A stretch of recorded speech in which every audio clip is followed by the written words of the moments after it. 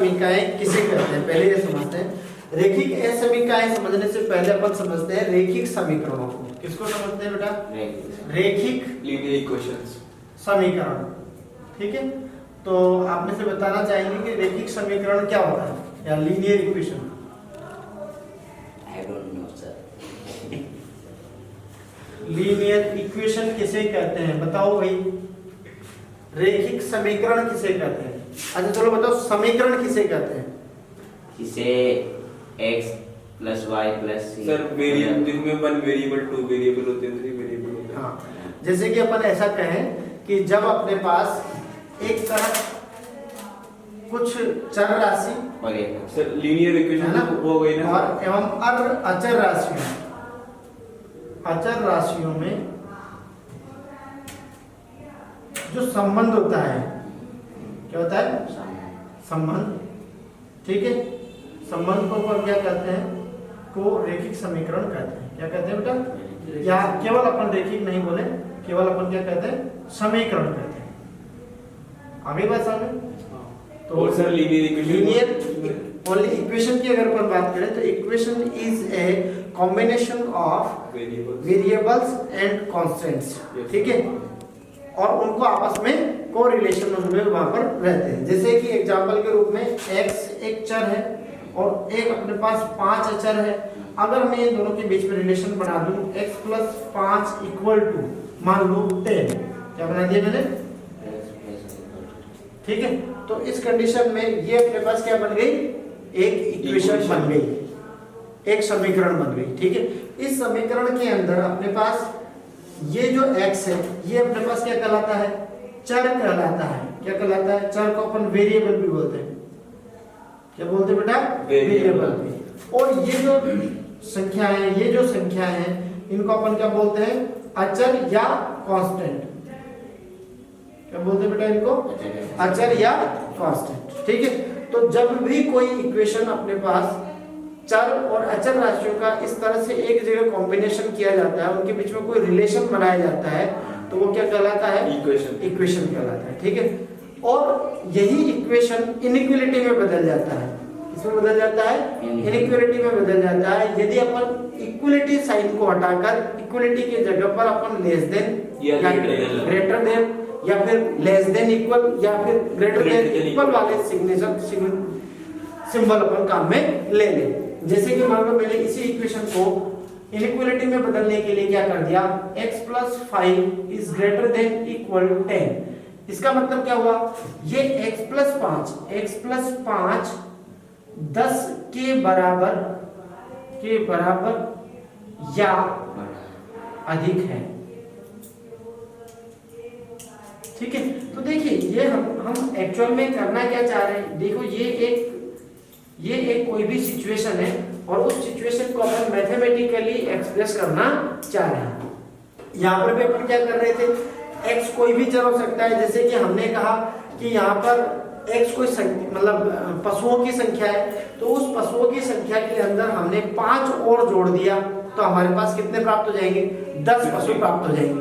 अपन ऐसे कर सकते हैं कि मान लीजिए मेरे पास 5 पेन है और उसके अंदर मैंने 5 और ऐड कर दिया तो मुझे कितने प्राप्त हो जाएंगे?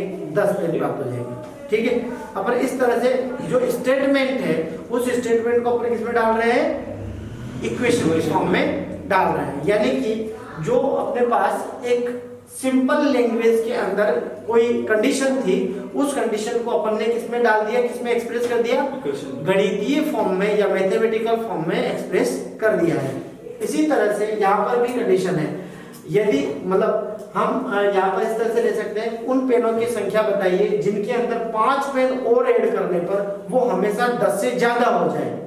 क्या हो जाए? 10 या 10 से ज्यादा हो जाए। तो वो संख्या बताओ, पेनों की वह संख्या बताओ जिसमें हम 5 जोड़ने पर, 5 पेन और जोड़ने पर हमें जो प्राप्त पेनों की संख्या है वो 10 या 10 से ज्यादा हो जाए। इसका मतलब हमने क्या किया है? इस जो वाक्य है, ये जो हिंदी का सेंटेंस है, इस हिंदी के सेंटेंस को अपन ने किसमें कन्वर्ट कर दिया है? मैथमेटिकल लैंग्वेज में कन्वर्ट कर दिया है। आगे बात समझ में? तो जब अपन इस तरह से जब एक्सप्रेस करते हैं किसी भी बात को, और उसके अंदर अगर अपन ने एक चर काम में लिया है, क्या काम में लिया है, जैसे कि अपन ने यहाँ पे x काम में लिया है, तो ये एक चर का रेखिक समीकरण होता है। क्या कहलाता है ये? एक चर का रेखिक समीकरण। आगे रेखिक समीकरण की मैं और बात करूंगा, या रेखिक इनइक्वालिटी यानी कि रेखिक असमीकाएं, इसको क्या बोलते हैं? असमीकाएं। आगे बात समझ में भैया? तो ये तो रेखिक असमीका बन गई, और ये अपने पास क्या बन गया? एक चर का रेखिक समीकरण बन गया। ठीक है, तो दोनों चीजें बहुत ज्यादा अंतर नहीं है, केवल एक ही बात को एक्सप्रेस करने का ढंग है। यहाँ पर केवल इक्वलिटी वाली कंडीशन थी, यहाँ पर इक्वलिटी से बढ़कर के थोड़ी कंडीशन ज्यादा है, कि बराबर है और उससे अधिक भी है। ठीक है, तो ये एक चर वाली आपको आगे मेरे हिसाब से समझ में आ गई है। अब अपन बात करते हैं द्विचर वाली। Quadratic equation.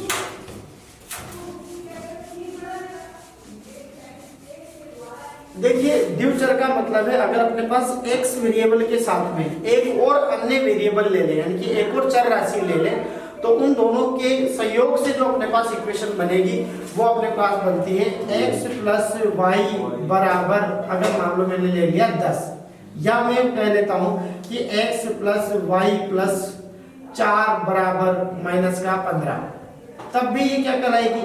ये एक समीकरण कहलाएगी। क्या कहलाएगी बेटा? ये समीकरण। लेकिन इसके अंदर दो चर है, एक तो x चर है और दूसरा y चर है, तो दो चर होने के कारण इसको अपन बोलते हैं द्विचर क्वाड्रेटिक इक्वेशन समीकरण। ठीक है, और अगर ये इक्वेशन अपने पास इनके अंदर जो अपने पास चर जो राशियां हैं, अगर वो उनके ऊपर घातों की संख्या अगर एक आती है, क्या आती है इनके ऊपर घातों की संख्या? एक अगर होती है, तो उसको अपन बोलते हैं रेखिक समीकरण। क्या बोलते हैं उसको?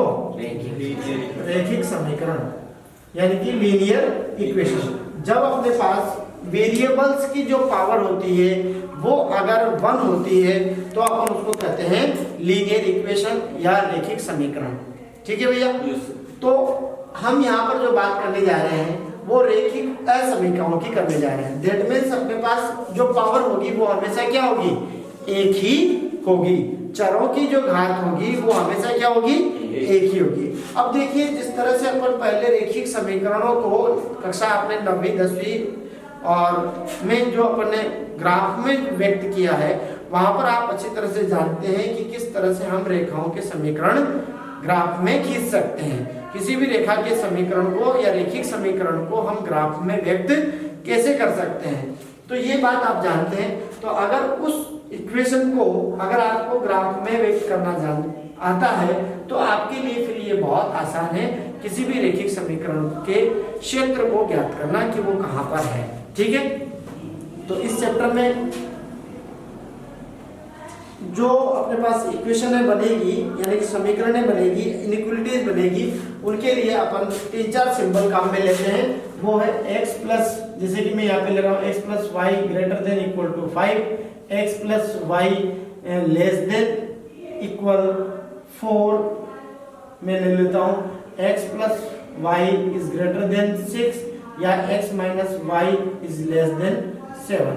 तो इस तरह से अपने पास 4 सिंबल ये काम में आते हैं। इसको अपन कैसे पढ़ते हैं वो आप समझ लीजिए कि x प्लस वाई वाला पार्ट हमेशा बड़ा होगा। जिस तरफ ये आपका इनइक्वालिटी का जो साइन बनता है ग्रेटर देन के लिए, वो वाला जो जिस तरफ ये चौड़ा होता है, यानी कि ये चौड़ाई लिए हुए होगा, वो वाला पार्ट क्या होता है? बड़ा होता है। ठीक है, इसी तरह से यहाँ पर x minus y less than, यानी कि ये वाला जो छोटा मुंह इसका इधर आ रहा है, दैट मींस ये वाली क्वांटिटी क्या है? छोटी है इस क्वांटिटी की अपेक्षा। इस तरह से आप लोग इसको याद रख सकते हैं।